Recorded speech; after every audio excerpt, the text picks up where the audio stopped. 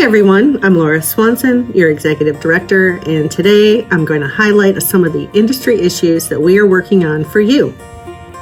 On January 31st, Harvard University's Joint Center for Housing Studies released its 2020 edition of America's Rental Housing. Despite slowing demand and the continued strength of new construction, rental markets in the U.S. remain extremely tight. Vacancy rates are at decade-long lows, pushing up rents far faster than incomes. Both the number and share of cost-burdened renters are again on the rise, especially among middle-income households. These conditions reflect fundamental market changes since the recession, including an influx of higher-income households, constraints on new supply, and substantial losses of low-cost rentals. Now, because of the tight housing market in Columbus, Ohio, much attention is being paid to find ways to keep lower-income households properly housed. One attempt to provide housing stability is the increased focus on the eviction process. Even though the eviction rate in Franklin County has been relatively stable over the last 5 years, and the eviction rate in Franklin County is the same or lower than other Ohio cities, the local elected officials and the municipal court have taken actions that change the eviction process. A committee of the municipal court made recommendations to change the procedure. The recommendations are as follows.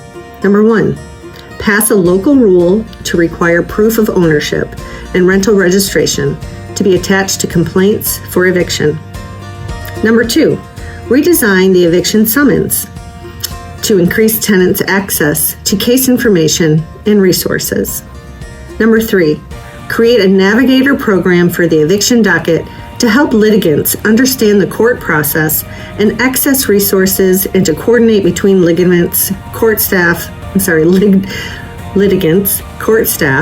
LASC, PRC, CMS, and any other agencies. Number 4, hire a social worker to provide linkage to services for those subject to eviction. Number 5, establish a standardized application process and determine general parameters for deciding requests to remove eviction case information from public access for good cause shown. And finally, number 6, amend Local Rule 9.06b to set eviction complaints for hearings in 3 weeks instead of 2. The court has or will be implementing the first 5 recommendations and recently announced that eviction records would be sealed under certain circumstances and that all evictions will be sealed after 3 years. The CAA has been involved in the process that resulted in the changes, and we believe the impact to the multifamily owner will be minimal.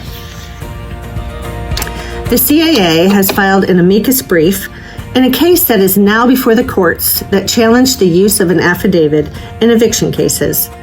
Eliminating affidavits would require a representative of the owner to appear at each eviction hearing. Eliminating the use of affidavits would increase the cost of eviction for owners. We will update you as this case is heard. The last issue is benchmarking. The City of Columbus is proposing a system of energy benchmarking that would require owners of multifamily housing to collect annual energy and water usage to the city. The information would be entered into a publicly available database that could be searched by anyone to compare consumption data from property to property. The mandatory requirement to collect the data and report to the city. Our letter of opposition pointed this out. Virtually all apartments residents pay utilities directly. The apartments are individually metered and residents are directly billed. The owner-manager of the apartments have very little control of energy and water consumption. Control of energy and water consumption is by the apartment resident and not the owner. Housing affordability is a growing and real concern. Adding additional regulatory burden to apartment owners will result in less affordability, not more.